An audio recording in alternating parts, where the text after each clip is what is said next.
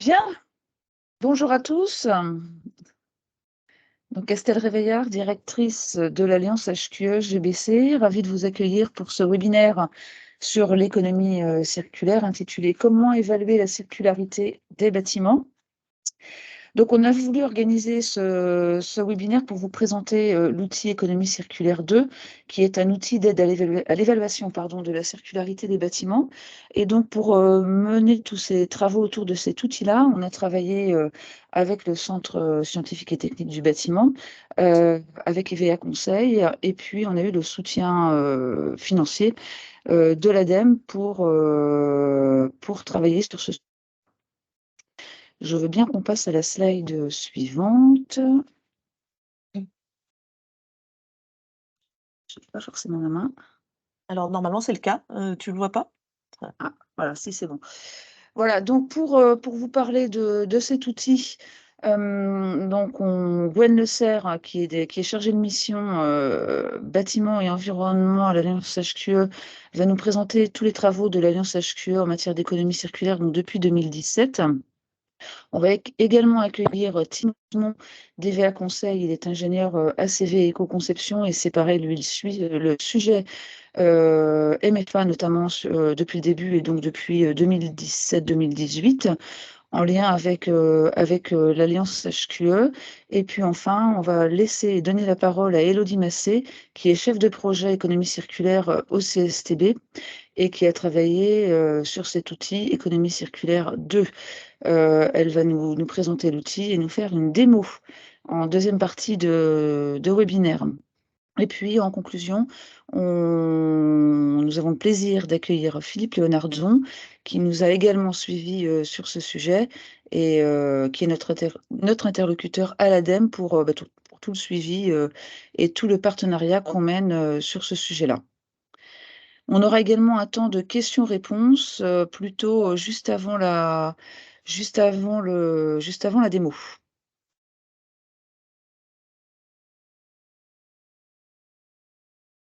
Slide suivante, je veux bien vous présenter. Ouais, je suis désolée, il y a un petit temps de latence. Ouais, il y a un petit temps de latence, ouais. Donc sur l'Alliance HQE-GBC, je vais vous redire quelques mots sur cette association avant de laisser la parole à Gwen qui nous détaillera un peu plus tous les travaux qu'on a pu mener sur l'économie circulaire. Donc, l'Alliance HQE-GBC, c'est une association reconnue d'utilité publique qui a été créée en 1996 avec le soutien des pouvoirs publics. Elle regroupe les acteurs du bâtiment et de l'aménagement durable. Ça correspond à peu près à une centaine d'adhérents, donc de membres actifs. Et puis, il y a plus de 700 référents HQE en France, mais aussi à l'international, donc en Europe et ailleurs. Donc l'association HQE est devenue Alliance HQE-GBC au moment où elle a fusionné avec le réseau France GBC. Donc c'est pour ça que désormais on parle de l'Alliance HQE-GBC et donc on est le membre français du World GBC. Donc, ce qui caractérise l'alliance HQE-GBC, c'est qu'elle partage vraiment une vision globale pour le bâtiment ou pour l'aménagement, une vision globale et multicritère. Donc, tous les travaux de l'alliance HQE s'adossent vraiment sur deux cadres de référence. Un cadre de référence HQE pour le bâtiment et puis un cadre de référence également HQE pour l'aménagement. Et ce cadre de référence est construit autour de quatre grands engagements que sont la qualité de vie, le respect de l'environnement, la performance économique et le management responsable. En ce qui concerne le bâtiment, ce cadre de référence est vraiment le squelette, la colonne vertébrale des référentiels qui sont par la suite écrits et détaillés, construits par les certificateurs avec lesquels on travaille, qui sont en Certivéa pour le bâtiment tertiaire, hein, et puis Qualitel, Cercal Qualitel Certification pour le résidentiel. Voilà, j'en ai fini avec la présentation succincte de l'Alliance HQE et je laisse donc la parole à Gwen Le Serre pour entrer dans le vif du sujet, donc l'économie circulaire. Oui, bonjour, donc je suis Gwen Le Serre et je suis chargée de mission à l'Alliance HQE, sur les thématiques liées au bâtiment, principalement analyse du cycle de vie, économie circulaire et rénovation. Avant tout, je vous remercierais de couper vos micros. Il y a quelques interférences. Vous pourrez donc poser vos questions, comme le disait Estelle, lors de temps dédiés. Mais pour, plus de simplicité et une meilleure écoute, voilà, les micros coupés, ça sera une bonne chose. Donc merci Estelle d'avoir rappelé, ce qu'était l'Alliance HQE. Donc ce que je vous propose, c'est donc une présentation des travaux sur l'économie circulaire de l'Alliance HQE. Et avant tout, un petit rappel contextuel. Donc on le sait tous, les enjeux du développement d'une économie circulaire, sont très forts. En effet, les bâtiments, tant pour leur construction que leur fonctionnement, ça représente à peu près 40 de la consommation européenne en énergie et plus de 50 des matières premières extraites, en Europe. Donc en France, le secteur du bâtiment, c'est 42 millions de tonnes de déchets chaque année, dont 93 proviennent, des travaux de démolition ou de réhabilitation et les 7 restants, venant, des déchets, liés à la construction neuve.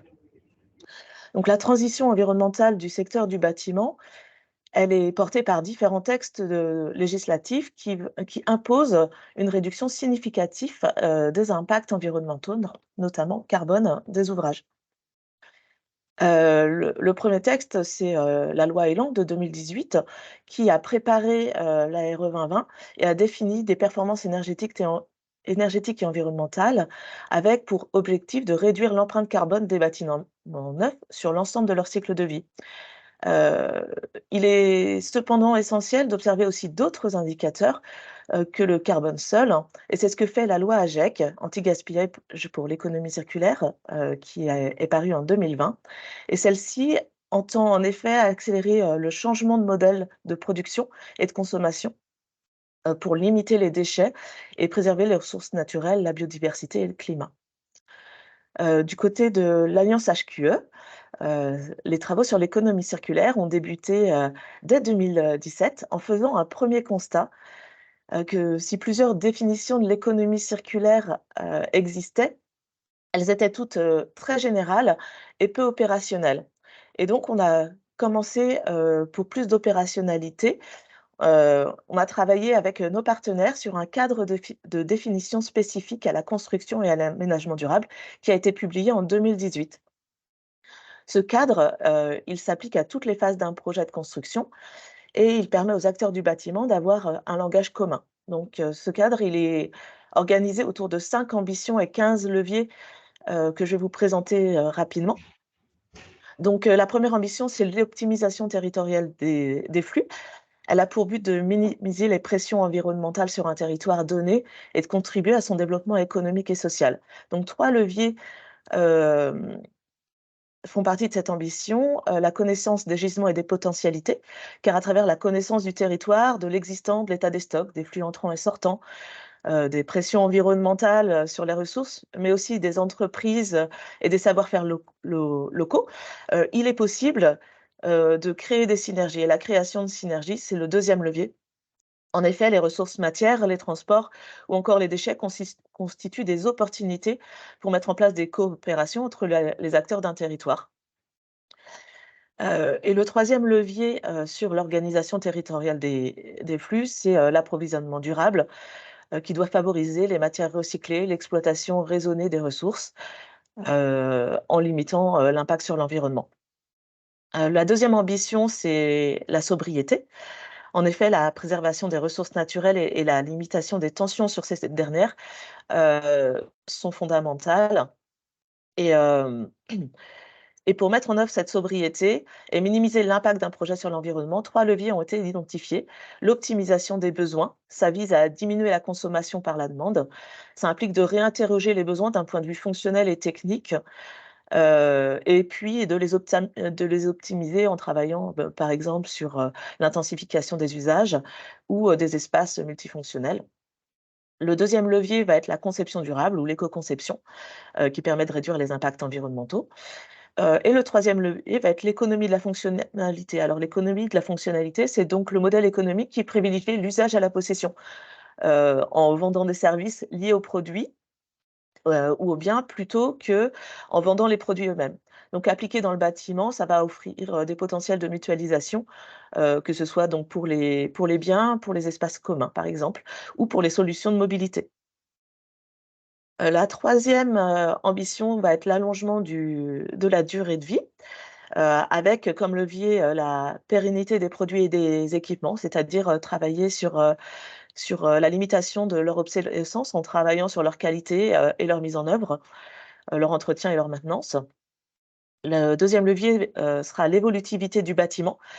C'est pour éviter une obsolescence commerciale ou, patrimoniale, qui intervient lorsque l'ouvrage ne correspond plus à la demande et donc cela passe par davantage d'évolutivité, des espaces et usages pour permettre de répondre à de nouveaux besoins. Le troisième levier, pour cette ambition, va être l'approche en coût global. L'approche en coût global, ça va permettre de prendre en compte l'économie d'un projet de construction au-delà du simple investissement, en s'intéressant, aussi à l'exploitation, la maintenance, ou, à la déconstruction. Cette logique va favoriser des investissements finalement plus qualitatifs, dès le départ, ce qui limitera, les coûts de maintenance et de remplacement.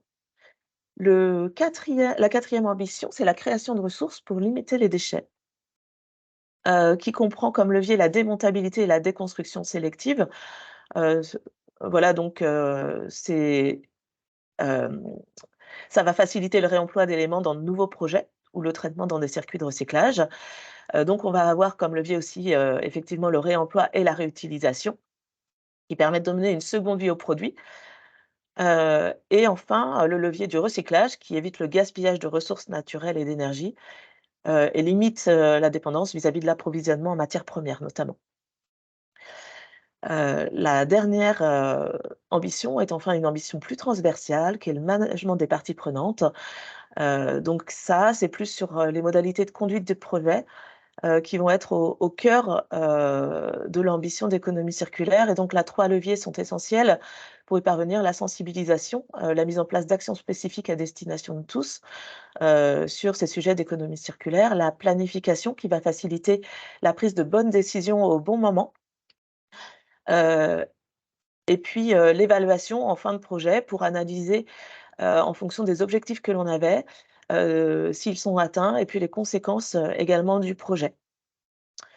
Donc voilà un peu, brièvement pour ce cadre de définition de l'économie circulaire et au-delà de la définition du cadre, un autre constat avait été établi, celui qu'il n'existait pas en France de méthode normalisée pour quantifier la contribution d'une opération de construction, à l'économie circulaire et hem et c'est William Thomson qui disait que: «Si on ne peut pas mesurer, on ne peut pas améliorer».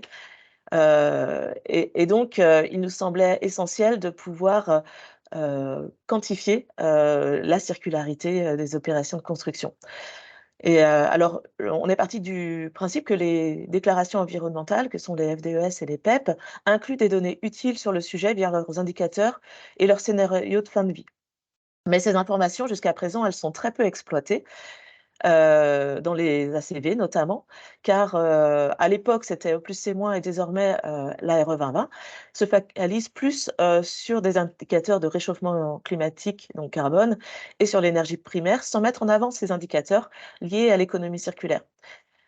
Donc on avait, à cette époque, en 2018, il persistait une difficulté à identifier des éléments, les phases du cycle de vie ou d'autres contributeurs, heu, qui, seraient des leviers d'optimisation, sur l'économie circulaire. Et donc, en 2019, l'Alliance HQE est allée plus loin avec un test HQE Performance qui permettait d'évaluer la contribution des bâtiments à l'économie circulaire au travers de différents indicateurs. Dans la mise en œuvre de ce test, nous nous sommes appuyés sur, 2 méthodes, normalisées. L'analyse du cycle de vie, que je ne vous présente plus, qui est devenue, commune et centrale dans la RE 2020 et l'analyse des flux de matière. Cette méthode a été mise au point par le bureau d'études EVA Conseil et Cercal dans une version, initiale et elle va reposer sur le principe de conservation de matière. Heu Elle permet en fait de visualiser les flux entrants, c'est-à-dire les produits de construction et équipements utilisés, les flux sortants, tout au long de la vie du bâtiment.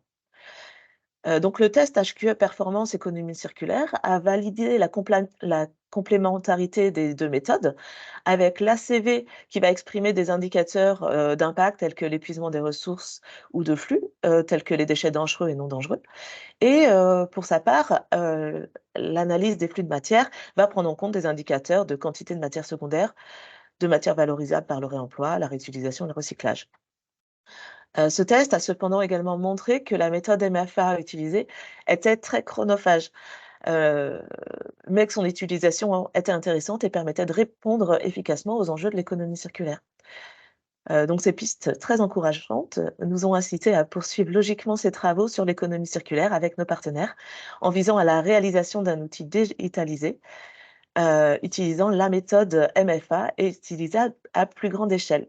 Et donc, avant de passer à la présentation de cet outil, je vais passer la parole à Thiel Osmond du bureau d'études EVA Conseil, afin qu'il nous explique les spécificités de cette méthode d'analyse des flux de matière. Sim, tu es là? Bonjour, Bonjour je Tim. suis là. Très bien. Alors, tu me diras quand passer les slides si ça te va. Oui, OK, ça marche. Oui, donc pour cette méthode, on a développé un panel d'indicateurs, comme il montre sur l'écran là.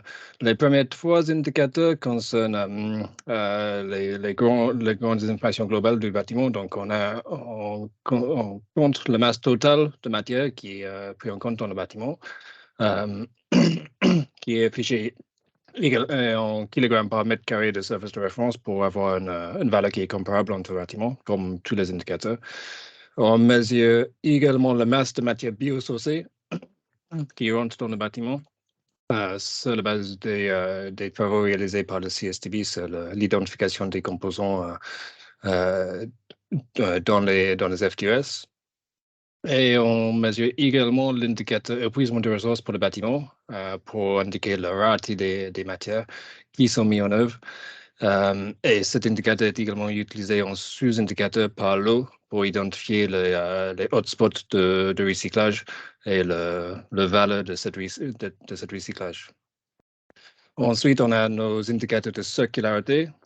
Donc, on compte la matière réemployée ou réutilisée entrantes dans le bâtiment et aussi les autres matières secondaires entrantes, typiquement la matière issue du recyclage. Et pareil, en sortant, on compte la matière destinée au recyclage et la matière destinée au réemploi ou à la réutilisation. Et c'est ces 4 indicateurs de circularité qui sont moyennés pour donner un score global de circularité. Nous avons également un indicateur de localité parce que ces 2 sujets sont assez connexes et on a toute l'information déjà dans les FTUS. Donc, on a sorti un indicateur global de localité qui est ensuite subdivisé en 6 sous-indicateurs concernant le transport des matières vierges, réemployées et secondaires entrants dans le bâtiment et les déchets éliminés, déchets destinés au recyclage et les matières utilisées réemployables sortant du bâtiment. Donc, on a tout ce panel d'indicateurs global pour le bâtiment, mais aussi subdivisé par l'eau dans les résultats finaux. Si on peut passer le slide. Donc, comment ça marche? L'idée de cet outil, de l'évolution de cet outil, c'est de faciliter la réalisation de cette MFR parce que, comme disait Gwen, c'était assez chronophage et beaucoup de boulot pour tout le monde dans sa version précédente. Du coup, l'idée maintenant, c'est que ça se passe seulement avec le chargement d'une RS2E de format RF2020 qui est déjà utilisé pour l'étude ACV. Et il y a un complément d'information dans l'outil qui est saisi par l'utilisateur pour compléter, notamment pour tout ce qui est les éléments de réemploi. Cette information est chargée dans l'outil web et l'outil va communiquer avec le web service de la base INES pour chercher toutes les informations dont on a besoin dans les FTUS. Donc, il y a un slide juste après ce point. Et une fois qu'il a cherché toutes les informations, toutes les données qu'il nous faut, il va faire le calcul et sortir un interface de résultat. Oups, pas encore. Pardon. Il va sortir une interface de résultats avec les indicateurs qui étaient montrés sur la slide précédente, ainsi qu'un diagramme de Sankey qui montre les flux de matière dans le bâtiment pendant son cycle de vie. On peut passer. Du coup, les données qu'on utilise proviennent tous des FTES et des PEP. Donc, sur cette graphique, c'est juste un résumé des données qu'on utilise. En jaune sont les données issues des scénarios, les descriptifs qui sont disponibles et numérisés sur NIS. Et en bleu sont les indicateurs sont les résultats des indicateurs qu'on trouve dans les tableaux de résultats. Il y a aussi une base de données spécifique qui a été développée pour les DED, parce que les DED n'ont pas forcément toutes les informations dont il nous faut numériser. Donc, il a fallu créer une base de données à part juste pour les DED pour compléter ces informations. On peut passer. Du coup, dans la méthode, pour les éléments issus du réemploi ou de la réutilisation, il y a deux cas de figure. Donc, comment sont-ils pris en compte? Pour le moment, il existe quelques fiches FTES pour les produits de réemploi, notamment la fiche Mobius qui est disponible sur Basinias. Et l'idée, c'est de taguer toute la matière entrante en matière secondaire qui est notée dans cette FTES en tant que matière employée ou utilisée. Pour le moment, il me semble que cette fonctionnalité n'a pas été mise en place, mais ça, c'est quelque chose qu'on espère va être pris en compte dans l'avenir, notamment si ce type de FTES devient plus courant. Mais pour le moment, ce n'est pas le cas. Si, en fait, la fonctionnalité, là, elle est en cours d'intégration, donc elle va l'être aujourd'hui. Mais ça le sera au cas où d'autres FTES. Je savais que c'était dans le tuyau, je ne savais pas que c'était pour aujourd'hui. Donc. OK. L'autre cas, le cas plus courant, c'est lorsqu'on a un élément issu du réemploi qui n'est pas saisi dans la RS2E, donc il faut le rajouter dans l'outil. L'idée ici, c'est de sélectionner un FTES rapprochante. Et c'est ces informations qui vont être, c'est les informations de cette FTES qui sont utilisées pour faire le calcul. La masse le masse du produit de cette FTES sera considérée comme de la matière réemployée ou utilisée. Tous les produits complémentaires et les emballages sont considérés comme non issus de réemploi ou de la réutilisation. Et tous les scénarios de fin de vie sont basés sur la FTES qui a été sélectionnée comme FTES approchante. Et s'il y a des renouvellements pendant la durée de vie du bâtiment, on considère les mêmes hypothèses pour chaque renouvellement. Donc, on considère qu'il va encore être renouvelé avec un produit issu de réemploi ou de réutilisation.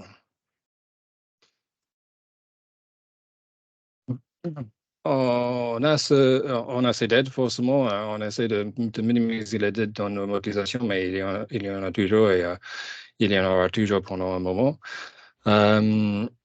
Du coup, on a créé cette base de données pour les dettes.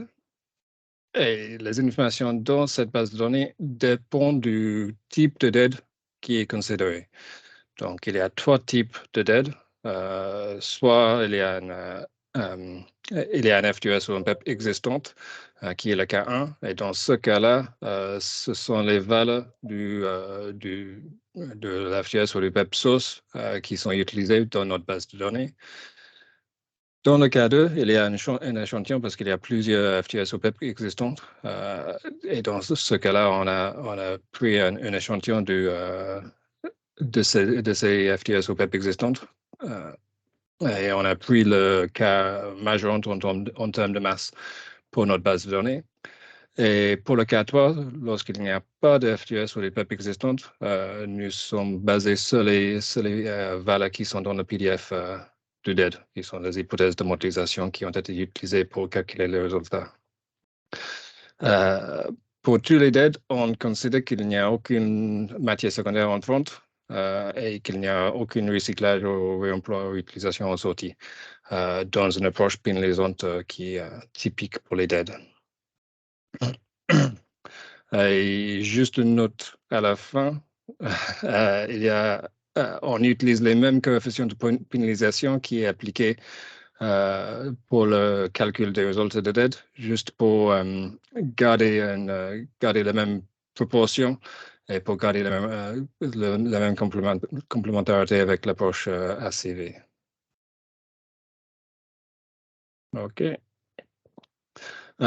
L'utilisation des DED, c'est forcément un impact sur la qualité des données dans notre projet. Donc, on calcule également un indicateur de la qualité des données du projet basé sur la quantité d'aide utilisée dans le projet. Donc, on calcule les quantitatifs des aides mis en œuvre, croisé avec la masse qui est issue de notre base de données d'aide, divisé par la masse totale du bâtiment pour calculer la masse totale des composants dans le bâtiment modélisés par les aides. Et ça nous donne un indicateur de robustesse de notre modélisation globale. Il y a aussi des fiches configurées qu'il faut traiter dans l'outil, parce que forcément, ces fiches configurées ne sont pas disponibles dans une IS, elles sont spécifiques pour chaque projet. Du coup, on a dû développer des façons de calculer les masses et développer des hypothèses pour chaque type de fiche configurée. Pour le moment, l'outil traite les trois grands configurateurs qu'on trouve dans les ACV bâtiments. Donc, pour bâti, on calcule la masse du béton basée sur la masse de déchets sortants et la masse des matières envoyées en recyclage en fin de vie pour calculer la masse totale du béton entrant. Pour Save, c'est un peu plus facile parce que la masse par unité fonctionnelle est disponible directement dans les XML. Du coup, on peut l'utiliser directement. Et pour DE-Bois, c'est un peu plus compliqué parce qu'avec toutes les essences de bois, toutes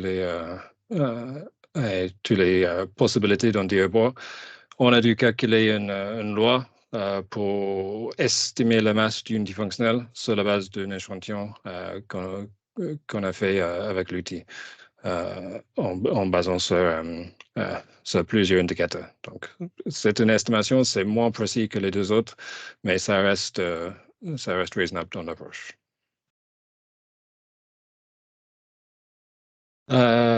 Pour les lots forfaitaires, ces lots forfaitaires posent problème pour l'approche MFA parce qu'il n'y a pas assez d'informations pour utiliser l'approche MFA sur ces lots forfaitaires. Du coup, on encourage la réalisation d'une modélisation détaillée, mais on accepte les modèles simplifiés avec les lots forfaitaires. Mais il reste la possibilité de modéliser certains lots en détaillé dans l'outil MFA dans une manière simplifiée. Il y a une recommandation sur les lots à modéliser qui sont notamment les lots qui sont très impactants au niveau de l'épuisement de ressources dans un bâtiment. Du coup, il est recommandé de renseigner ces lots dans l'outil d'une manière détaillée pour compléter le projet, d'avoir une vision plus globale et plus complète de la circularité du bâtiment. Et il reste encore possible de lancer les calculs, même si ces lots ne sont pas renseignés. Mais encore une fois, on le recommande fortement. Alors, voilà. C'était la dernière slide pour Tim. Je vous propose, alors je ne sais pas s'il y a des questions et réponses puisque je ne vois pas le chat. Alors, il y a une question, Gwen. D'accord. Donc, si quelqu'un, je vous laisse. Alors, peut-être on peut lire la question de Théo Mondo, et puis en effet, Gwen, s'il y a des personnes qui ont des questions, soit elles les posent dans le chat ou alors elles lèvent la main. En tout cas, moi, pour l'instant, je propose de lire la question de Théo Mondo, qui, à mon avis, s'adresse plutôt à à Tim, puisqu'il s'agit de la méthode MFA. Est-ce qu'on met au même plan les matériaux légers mais carbonés et ou épuisables, par exemple le polystyrène, et d'un matériau lourd mais peu carboné, peu épuisable, par exemple la pierre? Est-ce une limite de l'étude des flux en masse ou cette question est-elle traitée par la méthode? C'est justement quelque chose qu'on a dû confronter beaucoup parce que forcément, dans un bâtiment, surtout un bâtiment béton, c'est le béton qui écrase les résultats de tous les autres composants. Du coup, on a mis en place deux choses pour, travailler contre ça. En première approche, on a mis un affichage des résultats par lot pour analyser des lots spécifiques. Et notamment sur les affichages des diagrammes de Sankey, on a mis la possibilité d'exclure les lots 1 à 3 pour avoir une vision sur les lots au béton, on peut dire, ou avec beaucoup moins de béton. Et la deuxième approche, c'est d'inclure l'indicateur épuisement de ressources pour chaque lot, pour qu'on puisse analyser à la fois le taux de recyclabilité de chaque lot et croiser cette information avec la contribution à l'épuisement des ressources. Donc, on peut dire que pour les lots 2 et 3, qui sont très massiques, on peut voir qu'il y a un grand taux de recyclage en fin de vie, mais on peut aussi voir que l'impact de ces lots en épuisement de ressources est très mineur parce que ça concerne les bétons qui impactent très peu en épuisement de ressources. À l'inverse, on peut regarder les lots plus techniques, par exemple les lots CVC, et on va voir qu'il y a un grand impact sur l'épuisement des ressources, mais normalement, il y a beaucoup moins de recyclage. Donc, on peut aller plus loin dans nos réflexions, mais ça demande un peu de réflexion, un peu d'analyse des résultats pour contourner cette biais impactée par les éléments de l'ordre comme le béton. Merci, Tim. Est-ce qu'il y a d'autres questions? N'hésitez pas.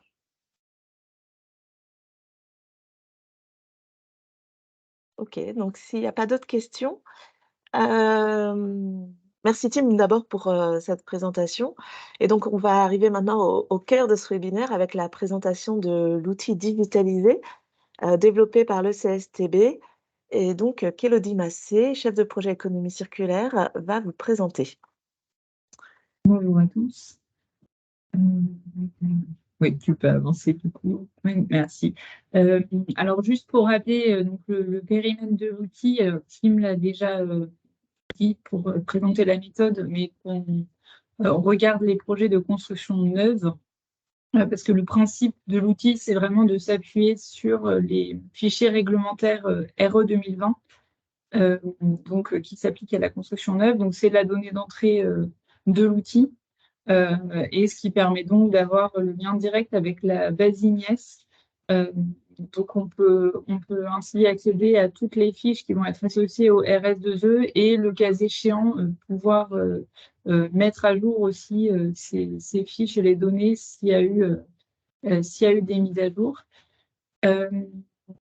Et on a un calcul qui se fait à l'échelle bâtiment. Donc, en fait, pour les RS2E qui comprennent plusieurs bâtiments, l'outil va proposer en fait la sélection du bâtiment à étudier pour l'étude. Donc, enfin, ça sera possible de faire chacun des bâtiments du RS2E. Mais voilà, donc il y a cette fonctionnalité-là qui a été développée. Tu peux avancer, Gwen.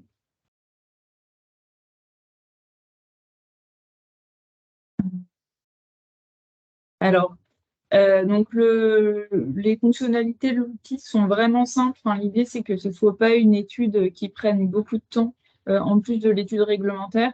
Donc voilà, on a un outil qui est intuitif et simple d'utilisation avec classiquement une fonctionnalité de création de comptes et de stockage de projets.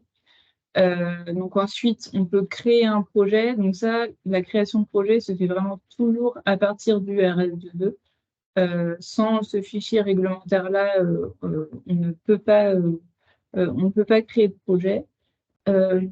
Et ensuite, on a quelques fonctionnalités d'édition assez légères du projet. Donc, on a la possibilité de mettre à jour les fiches qui peuvent être obsolètes. Donc, voilà, ça c'est l'outil qui va automatiquement rechercher dans INIAS les potentielles mises à jour. On demande aussi des précisions sur les fiches configurées utilisées pour le RS2E. Alors, comme on a la possibilité de charger directement le zip du RS2E, en principe, si des fiches configurées ont été utilisées, elles peuvent être jointes au RS2E et on n'a finalement rien à faire à cet endroit-là. Mais dans le cas où il y aurait des manques sur les fiches configurées, on vient les compléter. Puis pour tout ce qui est éléments issus du réemploi, hors les fiches comme la fiche Mobus qui est directement une FDES de réemploi, on va venir compléter quelques informations sur les éléments indiqués comme issus du réemploi dans la modélisation ACV, parce que dans la modélisation réglementaire, on ne demande pas de détails sur ces éléments. On va venir les compléter.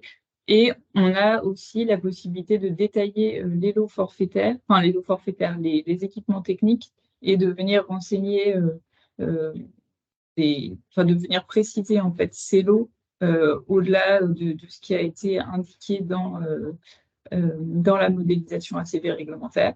Et puis, on a ensuite une fonctionnalité de visualisation des résultats avec des tableaux d'indicateurs par lot et des visualisations en diagramme de sens.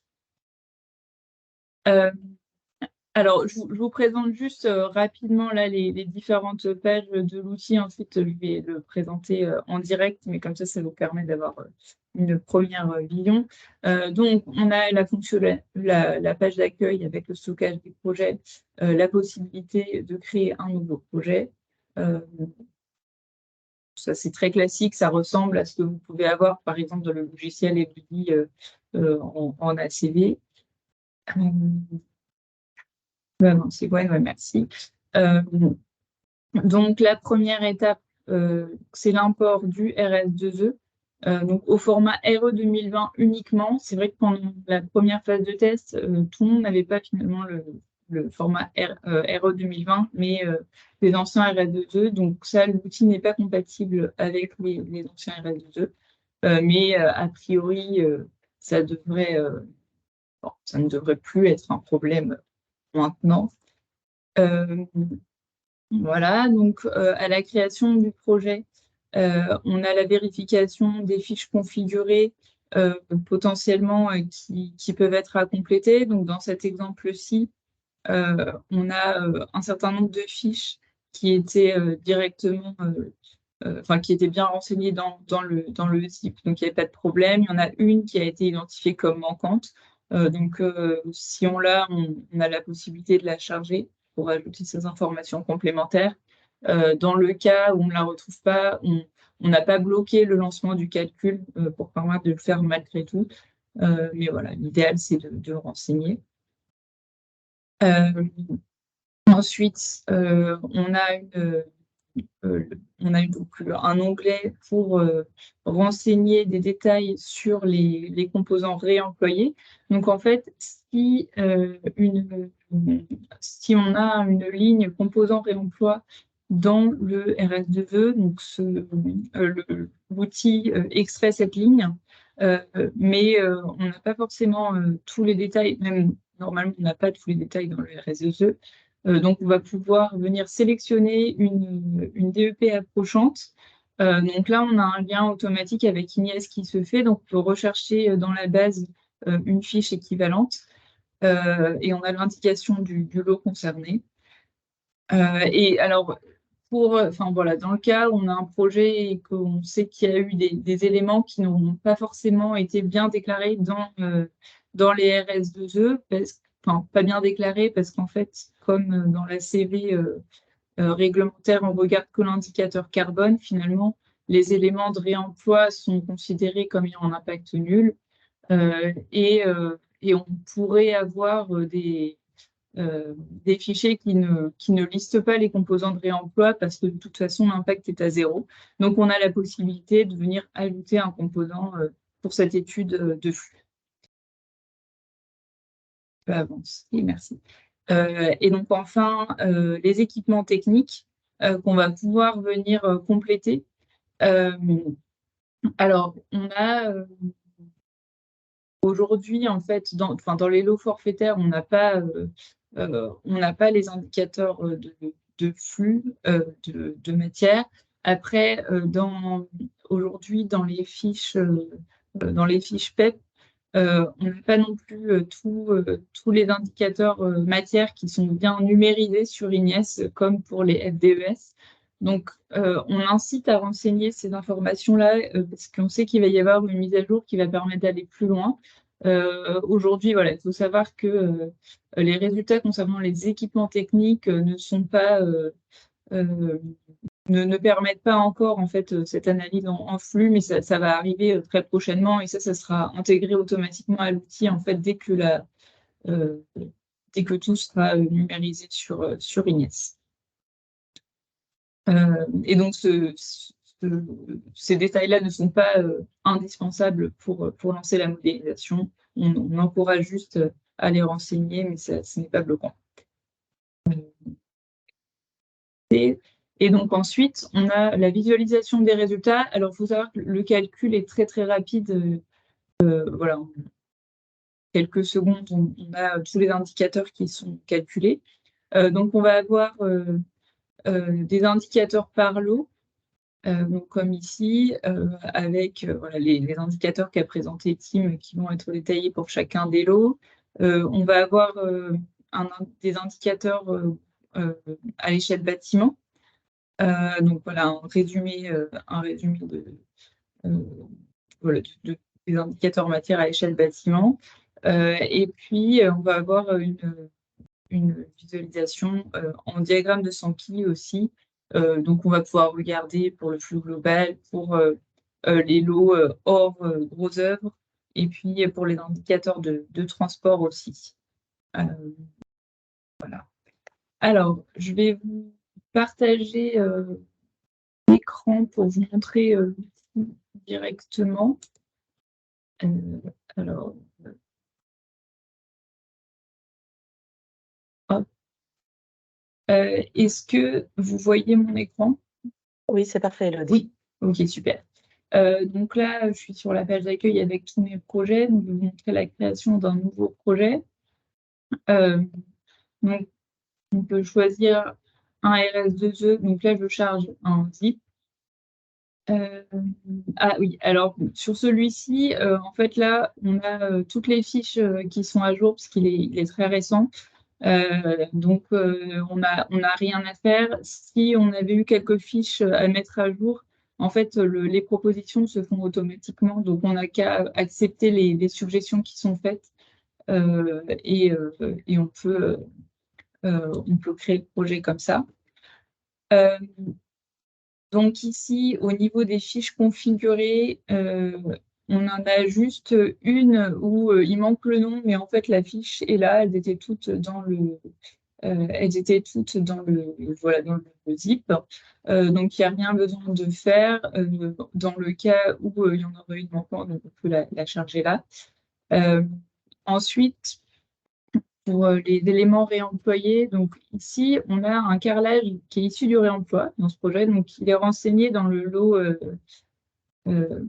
voilà, dans le lot revêtement des sols, avec la quantité là qui est renseignée. Donc aujourd'hui, on n'a pas de fiche, donc on peut venir en chercher une comme ça. Donc là, comme c'est du carrelage, en fait, on peut taper un mot-clé qui va nous permettre de retrouver des fiches Ignes, donc qui sont bien identifiées avec leur ID. Donc bon là, je prends par exemple celle-ci, Gresseranosa, donc je la charge ici. Donc elle va être renseignée. Donc voilà, là on a pu renseigner le composant équivalent.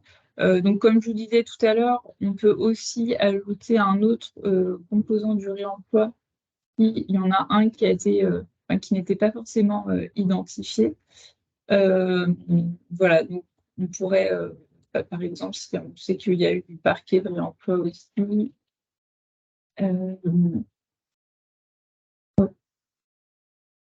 Voilà. Par exemple, je vais mettre celui-ci. Et donc aussi revêtement des sols et parquet.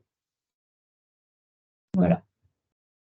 Et donc là, voilà, oui, en fait, dans le cas où je rajoute ce composant-là, je peux changer la durée de vie équivalente si je sais qu'il a déjà eu une vie précédente et qu'il risque de moins durer que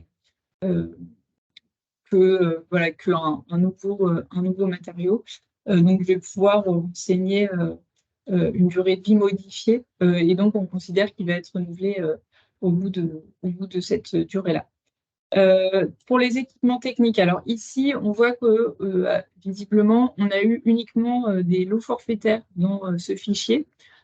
Sinon, on aurait eu une liste déjà des équipements modélisés. Donc là, par exemple, si je vais dans réseau électrique, je peux ajouter un équipement ici. Donc, toujours pareil, on peut associer une fiche. Donc là, je vais mettre un câble. Je mets un câble, allez, hop. Et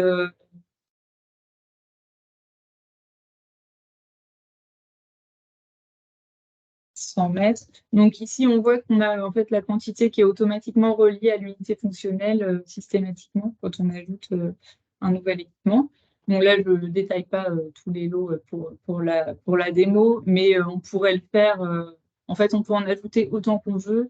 Et comme aujourd'hui, on n'a pas de masse qui est modélisée dans les lots forfaitaires, finalement, même si on ne détaille pas 100% 100% des lots, on vient finalement rajouter des informations complémentaires, mais qui ne sont pas contradictoires avec les informations déjà renseignées, parce qu'il n'y a aucune information dessus dans les lots techniques. Et donc, une fois qu'on a fait tout ça, donc on peut cliquer sur lancer la simulation, tout en sachant qu'en fait, on peut revenir très facilement modifier ces paramètres. Hein, voilà. Même si ce n'est pas définitif, on peut après revenir modifier les hypothèses. Alors, c'est rapide. Voilà. Donc, ici, on a un récap de toutes les hypothèses de modélisation. Alors, quand je dis un récap, là, aujourd'hui, l'outil présente en fait les modifications qui ont été faites par rapport au RS2E. Donc, on n'a pas le détail de tous les produits. On doit avoir à côté aussi son ACV avec la liste complète de ces éléments. Donc, ça sera peut-être d'ailleurs une évolution de l'outil. Ça pourrait être intéressant d'avoir la visibilité complète sur les différents éléments qui sont modélisés. Mais aujourd'hui, c'est vraiment que les modifications faites par l'utilisateur de l'outil qui sont renseignées. Puis, donc, on peut regarder les différents indicateurs, donc ici par lot. Donc, ensuite, au niveau du bâtiment, donc on a un indicateur de matière totale mise en œuvre, donc l'indicateur de matière biosourcée. Ah oui, c'est vrai qu'on ne s'est pas trop attardé là sur l'indicateur biosourcé. En fait, la façon dont on procède, c'est qu'on, comme aujourd'hui, il n'y a pas d'indicateur biosourcé dans les fiches en tant que tel, on va identifier les différents matériaux dans chacune des fiches via un algorithme qui détecte un certain nombre de mots-clés pour calculer une masse de matière biosourcée dans le bâtiment. Donc, on a l'indicateur d'épuisement des ressources. Puis, donc, les indicateurs de matière secondaire, donc soit la matière réemployée ou matière première secondaire, et les sorties en matière valorisable, donc recyclage, réemploi ou réutilisation et récupération d'énergie. Donc, on a un rappel aussi du nombre d'éléments qui vont être modélisés avec des données par défaut. Donc là, ici, on a 3% de la masse mise en œuvre. Donc, on sait que globalement, on va quand même avoir une estimation des flux qui va être assez représentative de la réalité. C'est vrai que plus ce pourcentage est élevé, plus on sait que les flux seront assez imprécis. Donc, on va avoir aussi les indicateurs transport ici, tels que les présentés Tim, donc à la fois l'intensité de transport global et la contribution au réchauffement climatique du transport, donc des phases A4 et C2 dans la CV, donc transport vers le chantier et puis transport vers le traitement en fin de vie. Et puis l'indicateur qui correspond à la matière entrante, à la matière sortante en termes de réchauffement climatique, enfin en termes de contribution au réchauffement climatique. Et puis ensuite les différents indicateurs de flux de transport. Puis enfin, donc, la visualisation en diagramme de Sampy. Donc sur ces diagrammes-là, on va, en déplaçant la souris, avoir les chiffres qui correspondent en fait aux différents flux. Donc, on a en entrée la matière vierge, la matière secondaire, donc soit réemploi, soit autre type de matière secondaire. Puis ensuite, on va pouvoir visualiser la matière envoyée en recyclage, en élimination, en réemploi, en récupération d'énergie. Et on a aussi une autre visualisation sur la matière biosourcée ou non biosourcée mise en œuvre dans le bâtiment. Et donc ce diagramme-là, on peut l'avoir ici à l'échelle globale. Et puis sinon, donc, sur les lots hors gros œuvres. Et puis on a également des indicateurs en flux de transport. Mais pour l'instant, alors, ils ne sont pas forcément 100% représentatifs, ces diagrammes, parce qu'on manque de données dans les fiches par défaut, ce qui donne des indicateurs un petit peu, des graphes un petit peu faussés actuellement. Voilà, donc j'en ai fini avec la démo de l'outil. Peut-être y a-t-il des questions? Merci, Élodie. Alors, je vais repartager mon écran. Hop, ça va être ça. Oups. Ah oui, il y a une question dans le chat. Est-ce que Damien Giraud veut prendre la parole? Puisqu'il a posé la question dans le chat, peut-être qu'il peut la poser à l'oral.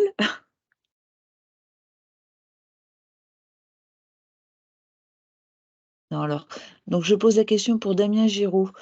Donc d'abord, merci hein, pour l'ensemble de la présentation. Oui, il voudrait savoir, enfin, ou avoir précision sur les différentes phases de prise en, enfin, sur la prise en compte des différentes phases du bâtiment. L'outil exclut-il la phase d'usage du bâtiment? Oui. Non, il n'exclut pas la phase d'usage du bâtiment. C'est vrai qu'elle n'est pas représentée, mais finalement, dans tous les indicateurs de flux, on n'a pas du tout que la mise en œuvre initiale et l'élimination finale. En fait, ça comprend tous les renouvellements. D'accord. Merci, Élodie. Et donc, soignez-vous bien alors, Damien, puisque vous avez une angine. Et alors, Philomène, comment faire pour avoir un accès à l'outil? Aujourd'hui, il est accessible à tous. En fait, il fonctionne via le lien qui est sur qui vous sera envoyé. Donc voilà. Il y a juste besoin de se créer un compte comme ça, mais il n'y a pas c'est pas un outil payant. Voilà. Est-ce que ça répond à votre question, Philomène?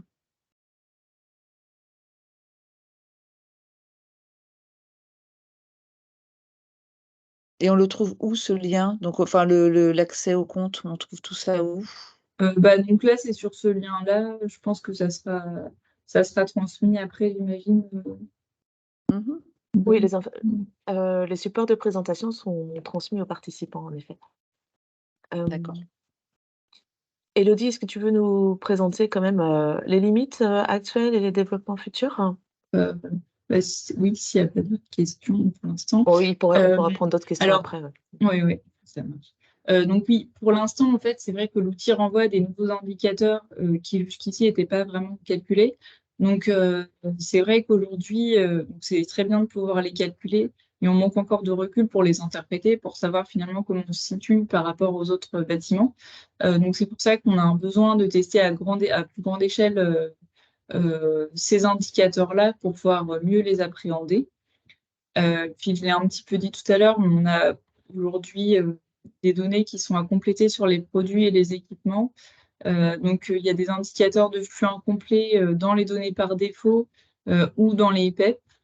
Dans les PEP, c'est lié à l'absence de numérisation dans la base INES, en fait. Il y a des indicateurs qui sont présents sur les fiches, mais on ne peut pas les utiliser directement via l'outil. Et puis après, le contenu en matière biosourcée, comme je l'ai expliqué aujourd'hui, c'est un algorithme qu'on a élaboré qui va rechercher la matière biosourcée dans les fiches. Alors, on sait qu'il fonctionne plutôt bien. On l'a testé sur un certain nombre de projets, on l'a amélioré. On a rajouté voilà, quelques mots-clés, quelques matières détectées, etc. Mais l'idéal, ce serait d'avoir directement cet indicateur dans chacune des fiches. Ce serait plus simple et plus fiable pour avoir un indicateur consolidé. Et puis après, alors aujourd'hui, l'outil, donc c'est une première étape pour pouvoir regarder ces indicateurs. Donc là, c'est vraiment conçu comme un outil d'évaluation. C'est pas un outil d'aide à la décision. Alors bien que on pourrait bien sûr faire des variantes, regarder des choses, mais c'est vrai qu'il n'est pas facilitant forcément pour l'aide à la décision. Voilà. Mais c'est vraiment un premier pas vers l'utilisation de ces indicateurs et puis et leur analyse dans le cadre des projets. D'accord. Il y a une question de François Lafargue qui a levé la main. Ouais, bonjour, vous m'entendez? François Lafargue pour ICAD. Oui, on vous entend.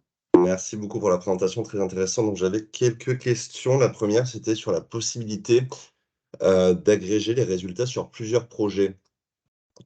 Je sais pas, 40-50 bâtiments, si on envisage de traiter tout un ensemble d'opérations.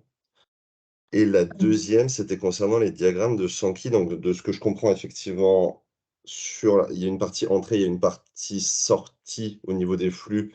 Sur la partie entrée, ça va correspondre à la réalité parce qu'on va venir analyser la donnée on va dire, de conception des produits tirés à partir des FDES. Mais sur tout ce qui est de la sortie, ça va être des hypothèses de valorisation des matériaux en fin de vie, si je dis pas de bêtises. Là, vous avez des notions de degré d'incertitude derrière?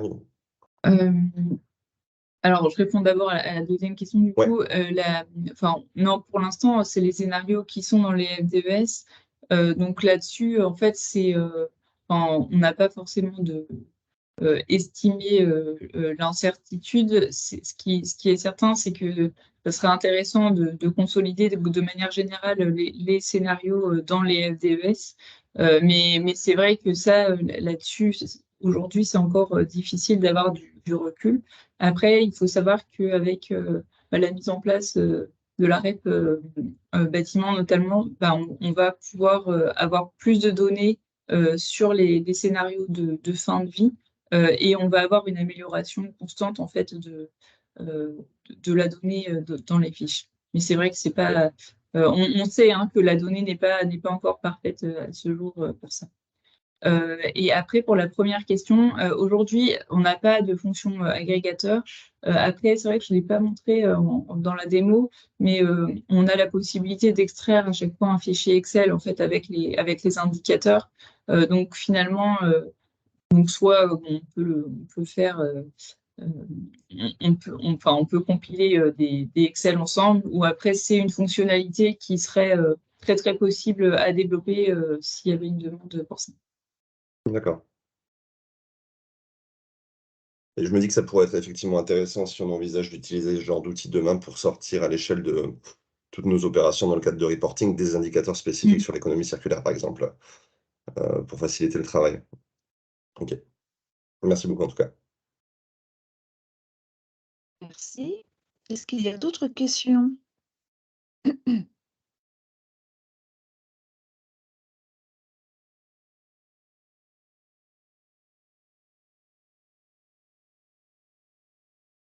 Pour l'instant, non. Gwen, je te propose qu'on laisse la parole à Philippe. Oui, tout à fait. Alors, donc merci Élodie pour cette démonstration. Et puis on arrive donc au terme de ce webinaire et on va accueillir, Philippe Léonardon, de l'ADEME, qui va conclure, celui-ci. Oui, bonjour, j'espère que vous m'entendez. On t'entend On très t'entend bien, très Philippe. bien, Philippe. Ok, alors désolé par contre pour la caméra, ça ne veut toujours pas fonctionner, donc vous ne me verrez pas. Quelques petits soucis informatiques depuis quelques temps. Merci donc aux différents intervenants et présentateurs, mais merci aussi à l'ensemble des personnes et structures qui ont contribué à l'élaboration de cet outil précédemment. Et aux testeurs et aux personnes qui sont intervenues, qui ont participé au comité de suivi et qui ont fait part de leurs remarques constructives dans l'élaboration de cet outil-là. Ça, c'était la première chose. La deuxième, c'est je voulais juste là, on travaille sur la question de l'économie circulaire. Donc, c'est un des sujets du bâtiment, évidemment, et qui est montant. Mais ça n'est entre guillemets qu'un des sujets. Alors vous avez pu voir qu'il y avait quand même pas mal de questions qui se posaient encore sur la question de la qualité ou de la fiabilité de la donnée entrante parce que tout n'est pas numérisé dans les déclarations environnementales, parce que des questions même peuvent se poser sur la définition même d'une matière première secondaire. Donc il y a quand même encore des choses à travailler pour arriver au bout du compte. La question des lots forfaitaires, enfin voilà, il y a encore les données par défaut. Donc moins on utilisera de données par défaut et mieux la modélisation sera bonne, évidemment. Donc il y a encore du travail. Mais en dehors de cette question de l'économie circulaire, c'était juste pour rappeler que le bâtiment, entre guillemets, il n'y a pas que la question de l'économie circulaire. Alors, c'est pas du tout pour, je suis pas en train d'exprimer le fait que tout le travail qui a été fait n'est pas utile. Il est très très utile. C'est juste pour replacer ça dans un ensemble de choses et notamment dans les travaux qui sont actuellement en cours de réflexion que dans le référentiel au futur label CAP 2030. Et il y a d'autres sujets que l'économie circulaire qui sont montants, et notamment les sujets biodiversité et eau. Ça, je pense que tout le monde a entendu parler de la question de l'eau, évidemment. Et donc, ces sujets-là, voilà, le bâtiment doit étudier l'ensemble des impacts et pas seulement la question des flux de matière économie circulaire. Ça, c'était deuxième point. Et troisième point, voilà, comme l'a dit Élodie, pour l'instant, on fait des calculs qui sont donc plus ou moins complets, plus ou moins précis, suivant qu'on a toutes les données sur les différents lots, suivant le pourcentage de dette, etc. Mais on n'est pas capable pour l'instant de situer un calcul, une donnée dans un bâtiment pour un projet par rapport à est-ce qu'on est bon, est-ce qu'on n'est pas bon, est-ce qu'on est meilleur qu'un autre bâtiment, etc. Et donc pour ça, la seule solution, c'est de pouvoir tester sur un nombre conséquent d'opérations et de projets pour ensuite pouvoir se situer, se comparer avec les limites et les incertitudes évidemment liées à cette comparaison-là, par typologie de projet. Et donc c'est pour ça que donc on va lancer, enfin on va faire un appel. On souhaite lancer à l'automne, je pense que ça serait vers le mois d'octobre, donc avec l'association HQ et le CSTB, une expérimentation, mais un peu d'envergure. Et quand je dis d'envergure, c'est l'objectif, je dirais, pour être un peu large, pour l'instant pas très précis, entre 50 et 100 bâtiments, je dirais, sur lesquels on testerait, on utiliserait cet outil afin d'avoir un nombre de données plutôt plus conséquent. De voir aussi les questions à nouveau qui se posent sur l'outil et donc d'en profiter pour évidemment l'améliorer, comme la question peut-être qui a été posée là sur la suggestion sur le fait de pouvoir avoir une analyse sur un parc de bâtiments consolidés de manière facilitée. Voilà, donc on va faire un appel à contribution, à testeurs, à utilisateurs de l'outil, très certainement à l'automne, au mois d'octobre, pour ensuite faire une analyse croisée, transversale, qui serait au bout d'une année, je pense, dans cet ordre-là, donc avec une analyse qui serait pour la fin 2024, je pense, dans ces eaux-là, ou début 2025. Enfin bon, tout ça n'est pas encore précisé.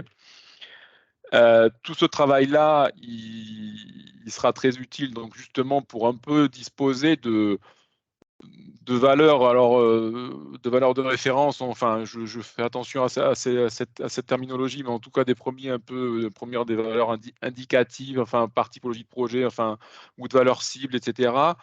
À la condition, évidemment, il faudrait que les choses s'améliorent, enfin soit en termes de qualité de la donnée au départ, hein, mais sachant que je rappelle qu'il y a dans la loi Elan un article, hein, qui dit qu'un décret en Conseil d'État définira les exigences en matière de recours à des matériaux renouvelables ou d'incorporation de matériaux issus du recyclage.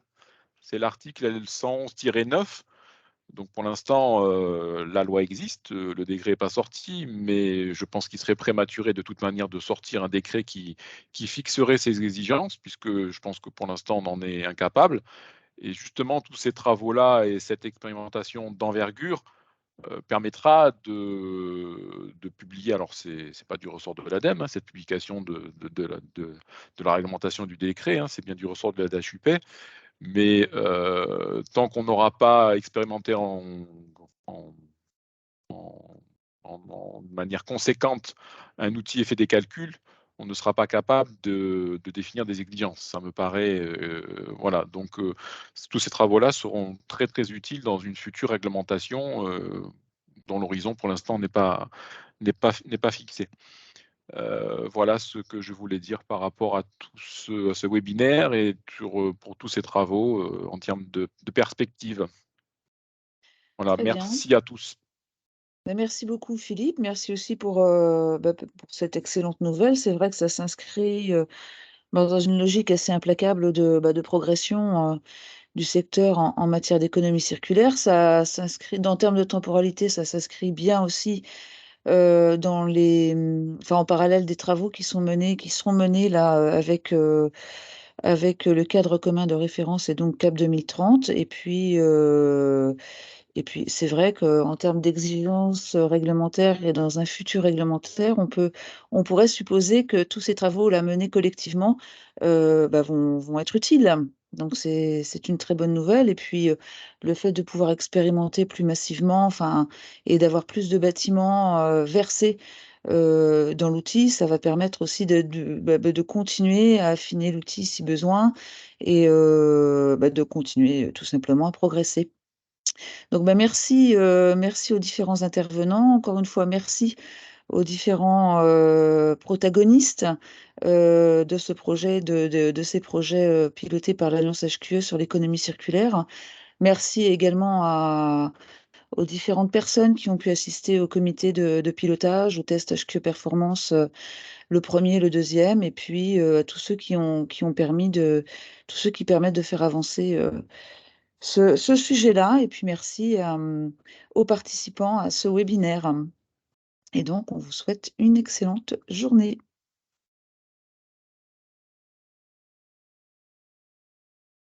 Bonne journée. Merci, bonne journée.